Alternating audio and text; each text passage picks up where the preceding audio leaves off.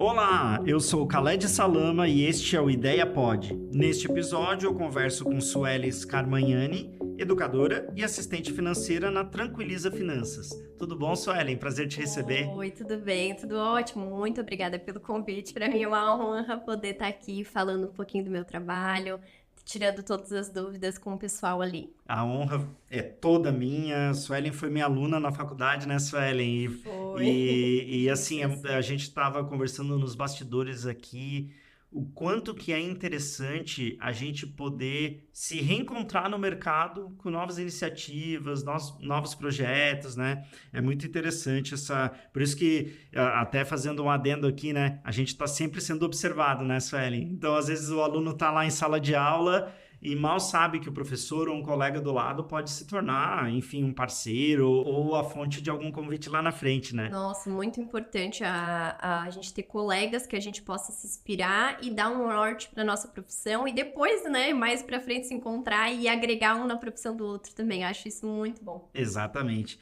Então, Suelen, eu queria ver contigo, assim, nesse teu trabalho ali na Tranquiliza Finanças, quais que são as tuas dicas principais ou as situações que tu tem observado na questão da realização dos sonhos? As pessoas que estão com alguma dificuldade de realizar seus sonhos ou estão talvez em algum momento ali se percebendo um pouco desnorteadas, né? De que forma que elas podem contar com a tua ajuda para isso? Hoje em dia, sempre na nossa vida é importante a gente realizar sonhos, né? E por quê? Quando a gente realiza sonhos, a gente se sente mais capaz, a gente começa a ter uma autoestima melhor, a gente se sente mais feliz, libera da dopamina, né? Então a gente acaba não se frustrando, às vezes se a gente não realiza sonhos, a gente acaba se frustrando na profissão, se frustrando em outra área. E quando a gente realiza sonhos, não, a gente começa a ser mais feliz. Só que hoje existe uma dificuldade em realizar sonhos. A maioria das pessoas, elas só sobrevivem, elas não vivem, não conseguem realizar os sonhos, só pagam conta, né? E aí, assim, como realizar sonhos? Através da organização financeira. A organização financeira é essencial para todo mundo deveria fazer organização financeira. E o que é organização financeira? Ou seja, é administrar bem o dinheiro. A gente precisa administrar bem o dinheiro. E aí, assim, é fácil administrar bem o dinheiro? É fácil fazer organização financeira? Não é. Por quê? Se fosse fácil, a gente não teria 70% da população brasileira endividada. Então, não é tão simples assim, não é tão fácil assim. A gente precisa olhar para essa parte financeira. Hoje, existe muitas pessoas que realmente só sobrevivem. Elas não conseguem realizar esses sonhos e começam a se sentir mais frustradas na profissão. Elas não veem um norte. Sempre estão pagando conta, financiam carro, financiam casa, pagando juros e vivendo, às vezes, até um piloto automático, né? Sem realizações, sem se sentir feliz com isso. E a gente precisa administrar o dinheiro. Uma coisa é fato, existem reality shows, existem loterias. E muita gente ganha dinheiro assim. De uma hora para outra ganhou muito dinheiro. Só que o que acontece? Por que na maioria das pessoas que ganham muito dinheiro de uma hora para outra, elas perdem esse dinheiro? Elas simplesmente até terminam endividadas. Por que isso acontece? Porque as pessoas não sabem administrar esse dinheiro. Quando elas tinham pouco recursos, quando elas não ganharam na loteria, elas não sabiam administrar esse pouco. E aí, quando ganham de uma hora para outra, elas não sabem administrar esse muito. Então, o que vai acontecer? Elas perdem esse dinheiro, porque não sabem gerir, e elas até terminam muitas vezes endividada. O que acontece então é que a pessoa não passou num processo de enriquecimento, ela não passou pelo processo de administrar o dinheiro. E quem passa por esse processo, que eu tô ganhando pouco hoje, mas eu ganho e eu sei administrar o que eu ganho e eu pego 30% e invisto. Daqui a pouco eu ganho um pouco mais, pego 30% e invisto. E o tempo vai passando e eu vou administrando tão bem esse dinheiro que eu vou enriquecendo e eu vou pegando esse dinheiro, invisto, o juro composto trabalha para si e aí eu vou tendo rentabilidade e eu vou sendo uma pessoa mais feliz porque eu não sobrevivo, eu realizo os meus sonhos. Então, essa pessoa que passou por esse processo de organização, de aprender a administrar o dinheiro, o que acontece? Se ela ganha muito dinheiro, ela vai saber gerir esse dinheiro, ela vai saber até multiplicar esse dinheiro, o que é muito bom. Então, a gente precisa realizar sonhos, sim. E tem aquela questão assim que a gente fala muito sobre gestão de carreira, ser promovido, crescimento na carreira, ou empreender, colocar um negócio, e aí com isso ganhar muito dinheiro. Mas a percepção que eu tenho, Suelen, é que as pessoas elas se esquecem que dinheiro tem que ter um conhecimento específico em cima do dinheiro. Não é necessariamente só as coisas que estão no redor dele que naturalmente vão trazer o dinheiro, porque trazer o dinheiro não é suficiente, né? Sim, faturar o dinheiro ele não é suficiente. Tu fatura muito. A maioria das vezes a pessoa fatura muito e ela não consegue manter esse dinheiro para si. O mínimo que a gente precisaria hoje em dia para viver tranquilo, começar a realizar sonhos de curto, médio e longo prazo seria investir 30%. Só que poucas pessoas conseguem fazer isso mesmo, porque elas não passaram por esse processo de organização financeira. E às vezes elas pensam assim, quando eu conseguir crescer na minha carreira, eu faturar mais, tudo vai melhorar. Ilusão. Se ela não sabe administrar o dinheiro, ela pode faturar 5, pode faturar 10, 15, 20, 30. Eu conheci pessoas, clientes meus, que chegaram para mim faturando 60 mil e tinham dívidas. E não conseguiam fazer sobrar dinheiro, não sobrava R$ 1.000 do orçamento dela mensal para investir em algo. Então, é sobre faturar muito? Não é sobre faturar muito. É sobre sobre gerir bem o que está ganhando hoje. Quanto mais vai ganhando, mais vai gerindo bem, mais vai enriquecendo, mais vai realizando sonhos. E esse processo ele funciona primeiro por meio de um diagnóstico que você faz, analisando as contas da pessoa, e a partir daí, por exemplo, assim, alguém, suponho eu, que receba 60 mil reais por mês, por mais endividada que esteja, tem uma luz boa no fim do túnel, se bem gerida a situação dessa pessoa, né? Quais que são os primeiros passos, assim, quando alguém te procura?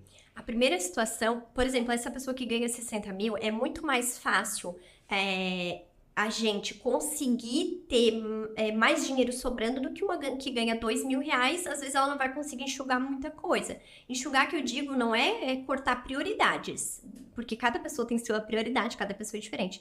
Eu falo Porque assim as pessoas acham que vão viver na escassez se fizer alguns ajustes, e não é necessariamente isso. Não é isso. O papo não é sobre escassez, né, Sueli? Não, é sempre sobre prioridades mesmo. E aí, por exemplo, essa pessoa que ganha 60 mil, a gente consegue uma folga maior. Mas o que acontece aqui é que a organização financeira, ela é um processo. Primeiro existe a parte técnica, onde eu vou administrar esse dinheiro para a pessoa. Ótimo. Só que dentro desse processo, desse trabalho que eu faço para a pessoa, ela vai mudando os comportamentos. E aí existe a situação. Se a pessoa chegou no patamar de 60 mil reais por mês, se ela não conseguiu guardar nada até hoje, é porque os comportamentos dela, a mentalidade dela está muito errada. Então, dentro do meu trabalho, eu também trabalho essa parte de mentalidade, porque uma coisa é a organização financeira, que ela é essencial. Outra coisa é trabalhar a mentalidade também. E aí, tu tinha me perguntado outra coisa, me falou ali sobre o faturamento, tá, tudo bem. Ela precisa disso. E o meu trabalho, quando a pessoa chega pra mim, é o seguinte: primeiro a gente tem uma reunião onde eu vou entender a situação da pessoa, qual é o objetivo dela naquele momento. Ela quer se organizar financeiramente pra quê? Então tá, ela quer se organizar, quer fazer sobrar mais dinheiro. Eu consigo ajudar nesse caso.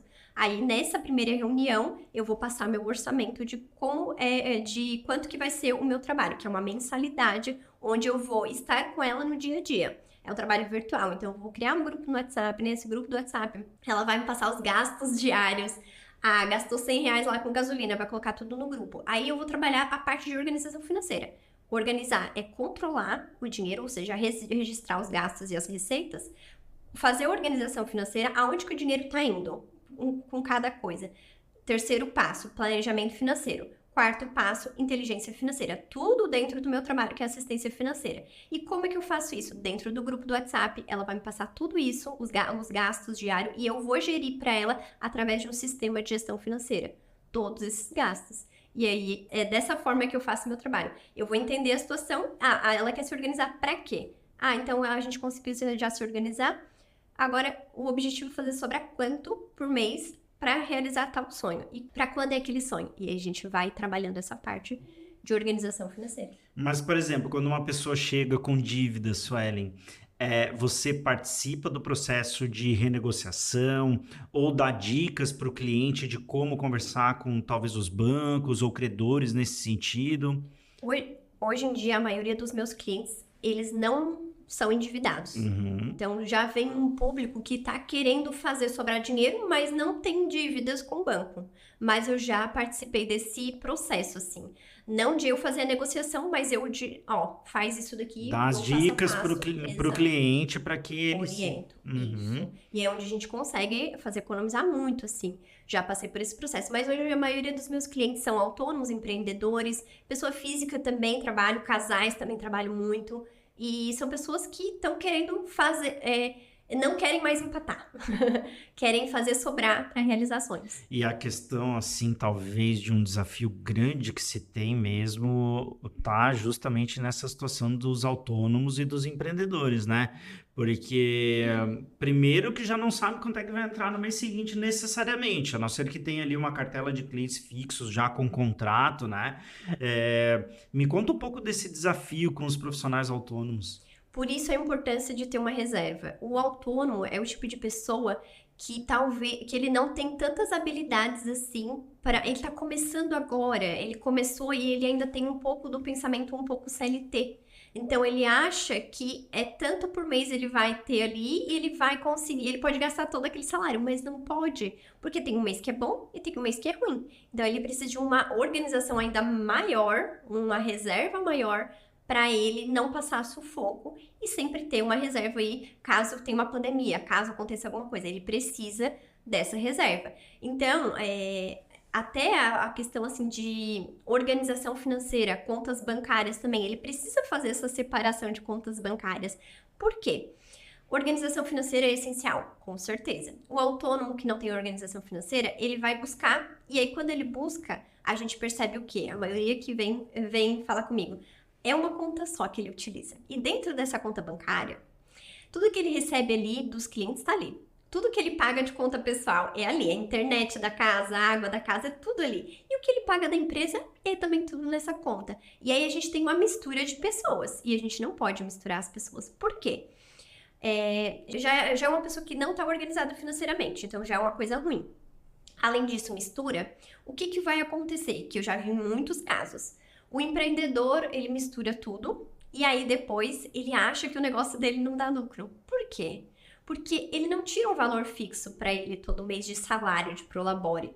E aí, como ele não tira, ele vai pagando conta durante o mês e ele não soma quanto que foi tudo isso.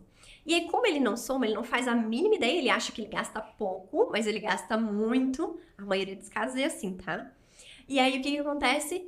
A minha empresa não dá lucro. Ele acha que a empresa não dá lucro. E não é que não dá lucro. É que ele não tem organização financeira, ele não define bem prioridades, ele não tem planejamento, ele mistura tudo em uma só conta. E é difícil identificar os indicadores. Aquela empresa está sobrando quanto por mês? Se está tudo junto, já é difícil descobrir, né? Aí depois, o que acontece? Além disso, ela não vai saber, além de não saber o lucro, ela vai ver assim, o meu dinheiro tá indo aonde? Porque eu só sobrevivo aqui. A empresa, eu tô cobrando bem dos meus clientes e às vezes tá cobrando mal. Então, já ali, já percebe que a precificação às vezes tá errada, porque mistura tudo, não consegue perceber. Então... Na tua análise, tu chega aí nesse ponto, então, também. Às vezes até de quanto ele tá cobrando pelo serviço que ele presta. Na precificação, assim, de forma... Na verdade, como que eu vou te dizer? Na precificação aprofundada eu não trabalho. Uhum. Eu vou trabalhar a parte de organização financeira, de gestão de contas a pagar e a receber, de despesas. O que ele tá faturando e o que ele tá pagando, tá certo? Não tá sobrando? Por que não tá sobrando? O que tá acontecendo? Ou seja, você vai dar uma provocadinha, porque talvez ele mesmo chegue a esse raciocínio, né? Exato, porque eu tô cobrando mal, então. O que tá acontecendo aqui? Aí eu vou... A maioria das vezes vai acontecer o quê? O prolabore dele tá alto. Na maioria dos casos. E outra situação que acontece também, a precificação tá baixa. Ele não soube precificar certo. Aí eu tenho uma parceira minha que eu já indico para a questão da precificação. Ela vai fazer toda a análise de precificação do cliente, o quanto que ele tá cobrando ali, a margem de contribuição dele, quanto que tá sendo, né? Então a gente vai perceber tudo isso. Então quando ele mistura tudo na conta bancária, é muito difícil descobrir se o negócio dele tá indo bem ou não. Daqui a pouco ele quer fechar achando que tá indo mal e não tá. Às vezes ele tá cobrando bem, às vezes tem uma cartela de clientes boa, mas às vezes o Prolabore é tudo, ele gasta muito com o Prolabore e ele não consegue perceber isso com a vida pessoal, né? Uhum. E, Sueli, você menciona um exemplo do Rick Chester, né? A história de sucesso dele. Me conta um pouquinho, para quem não conhece, ou até para quem conhece, aprofunda um pouquinho mais para nós. E me diz por que que tu usa esse exemplo como uma referência de administrar bem o dinheiro. Eu sigo vários influenciadores e eu gosto do Rick Chester no sentido de autônomo, porque ele veio muito nessa parte assim de... Ele tinha poucos recursos financeiros quando ele começou. A família dele muito humilde e com 40 anos de idade ele foi lá para Copacabana, na praia, vender água. E ele não ganhava muito dinheiro, mas o que ele começou a ganhar lá, ele administrava muito bem. Então, num mês, por exemplo, tudo que ele estava vendendo ali com água, ele juntou esse valor e aí ele separava em 3 partes esse dinheiro. Primeiro, uma parte seria para comprar novamente as águas, para depois vender. A outra parte como reserva, porque vai que ele fica doente, vai que acontece alguma coisa, ele precisa dessa reserva para a empresa dele, né? E a outra parte era para ele pagar as contas. A maioria das pessoas vão fazer o quê? Tem um valor ali que está entrando, vendeu água, vai gastar tudo com vida pessoal. E aí depois não vai ter dinheiro para comprar novamente as águas para viver daquilo.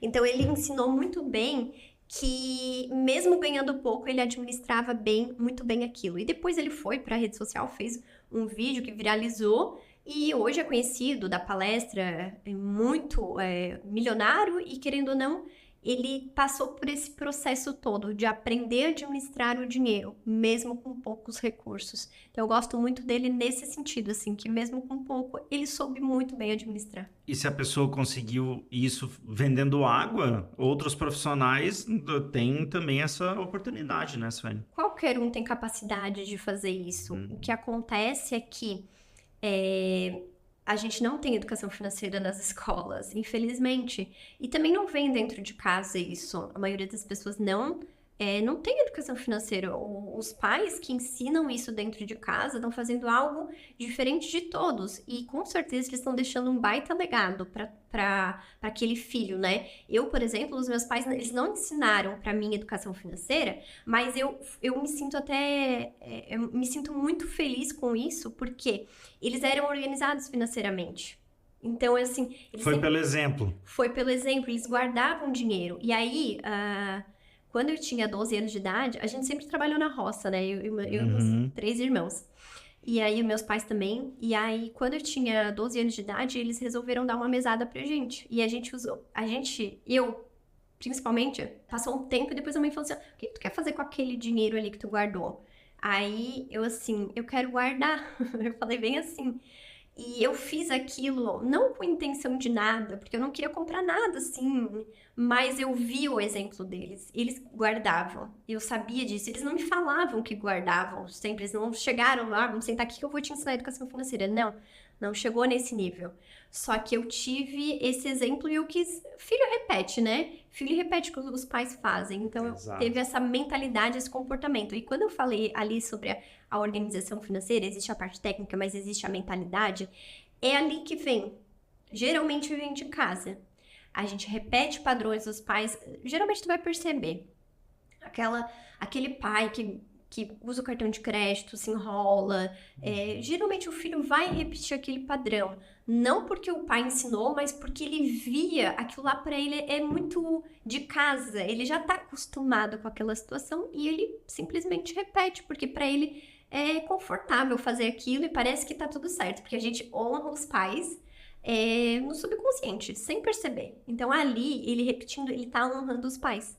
No meu caso, foi a mesma coisa. Eu também estava sentindo que estava honrando. Só que os meus pais sempre foram organizados. E depois eu percebi, eu fui crescendo e eu fui percebendo assim, todo mundo ao meu redor parece que não tem dinheiro, não é organizado, não tem dinheiro guardado. E eu comecei a dar dicas para as minhas amigas. Ai, faz isso, faz aquilo e tal. E eu fui gostando daquilo. E eu fui percebendo que eu poderia ajudar outras pessoas com isso, porque veio um pouco de casa. E eu poderia fazer o que muita gente não faz. E aí foi onde nasceu tudo. E ter a humildade de buscar ajuda é importante, né? Porque à medida que você relatava o seu histórico, que eu achei muito bonito, né? A questão da família e do exemplo, né? Ao mesmo tempo, eu venho pensando que muitas pessoas, às vezes, também se agarram num histórico um pouco mais negativo, talvez, para justificar o porquê que estão em algum grau de situação ruim ou alguma coisa nesse sentido, né? Sendo que, se a pessoa talvez não tenha esse conhecimento naturalmente ou o histórico que favoreça, ela também pode se educar, estudar e buscar ajuda, né? Quando eu falo assim dos pais, o pai não tinha isso em casa, eu não tô culpando os pais, até porque assim, ó, os pais eles dão o melhor que eles podem, né? Então, às vezes é o que eles podem naquele momento, e eles não tiveram aquilo, e então tá tudo bem. Agora, quando eu tô falando isso aqui nesse momento, quem tá em casa aí, tá ouvindo isso e percebe eu sou assim por causa dos meus pais, não culpe eles, mas busque resolver a sua situação, o teu problema hoje. Porque pessoas maduras, elas resolvem os problemas, os adultos resolvem. Então, busque ajuda sim, não é feio buscar ajuda, a gente precisa buscar ajuda de quem é especialista. Hoje em dia tem especialista em tudo. Quando a gente vai, a gente tá com dor no joelho, a gente vai no especialista, no médico especialista, não é? Então, essa parte é a mesma coisa e não tem nenhum problema em buscar ajuda. É muito melhor, porque a gente vai ajudar a gente, às vezes a gente vai inspirar outras pessoas, que foi o que a gente falou aqui no bastidor, né? Porque, nossa, aquela pessoa se organizou financeiramente, que lindo!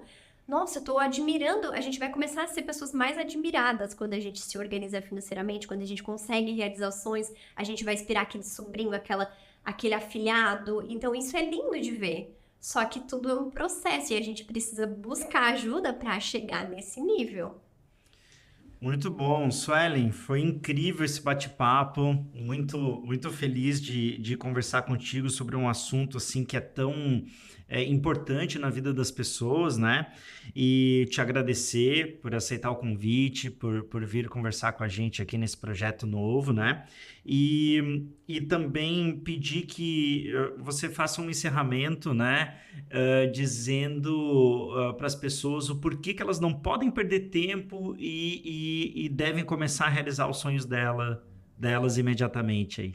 Todo mundo tem capacidade para se organizar financeiramente. Às vezes a pessoa acha, não é para mim e tudo mais. Mas é para todo mundo. Todo mundo precisa se organizar financeiramente para realizar mais sonhos, como eu falei, para a gente se sentir mais feliz, ter autoestima melhor e tudo mais. E por que a gente precisa começar hoje, se o tempo está passando? Mas por que agora? Porque existe algo na educação financeira que é o juro composto. Então, se eu me organizo financeiramente, se eu faço sobrar dinheiro, e eu pego esse dinheiro e eu invisto todos os meses consistentemente, o juro composto vai trabalhando para esse dinheiro e daqui a pouco eu vou tendo rentabilidade todos os meses. Eu tendo essa rentabilidade, eu posso pegar e reinvestir ou eu posso usar para mim para alguma coisa. Então, quanto antes a gente começar, antes o juro composto vai trabalhar mais e eu vou me esforçar menos. Então, por isso, começar o quanto antes. E aí, muitas vezes a pessoa vem para mim e pergunta, e aí eu pergunto para ela, tu quer se organizar financeiramente para quê? E ela fala, eu quero comprar uma casa. Mas às vezes ela acha que comprar uma casa só é possível você financiar. Não tem como, não. Ninguém compra uma casa à vista, mas consegue construir à vista. Um carro é a mesma coisa, não tem como comprar um carro à vista. É porque ela não consegue enxergar isso, mas existem pessoas que fazem isso e é super possível. E aí, o que eu pergunto pra ela? Quais os teus sonhos? E ela fala, eu quero isso, isso e isso. Vai dar quanto no total? Vai dar 700 mil reais, por exemplo. Daqui 10 anos, tu quer realizar tudo isso? Com certeza. E aí, que idade que tu tens? Eu tenho 30, daqui 10 anos, 40. Tu vai conseguir realizar, continuar com os mesmos comportamentos que tu tá tendo hoje com o teu financeiro? Aí ela disse, não, eu não vou conseguir. E aí é onde ela entende. Sozinha eu não consigo, eu preciso de ajuda. E aí foi aonde eu desperto ela. Quanto antes tu começar a se organizar financeiramente, o juro composto vai trabalhar. E depois ele vai trabalhar tanto e tu vai se esforçar menos. Mas aqui, começa agora, que tu tem a oportunidade de começar agora. Porque, querendo ou não, se a gente começa agora, a gente daqui a pouco planeja uma aposentadoria, que a gente sabe que se a gente depender do INSS, não vai ser possível a gente viver do INSS, né? Então, não é só os sonhos de agora, mas é o longo prazo, é uma independência financeira, é tudo na nossa vida, né? Não dá pra gente ficar dependendo, quando eu vou ser velhinho, eu vou depender do meu filho pra me sustentar. Não dá, não é legal. É bom a gente fazer por si só, né? Então, essa mensagem que eu dou pra pessoa. Todo mundo tem capacidade, quem tá me ouvindo aqui, para se organizar financeiramente. É super possível e não é só possível, é necessário hoje em dia para realizar os sonhos e parar de só sobreviver e começar a viver a vida que merece ter. A vida que merece ter, excelente encerramento. Então, este foi mais um episódio do Ideia Pod, que nesta oportunidade recebeu Suelen Scarmagnani, educadora e assistente financeira na Tranquiliza Finanças. Muito obrigada. Obrigado.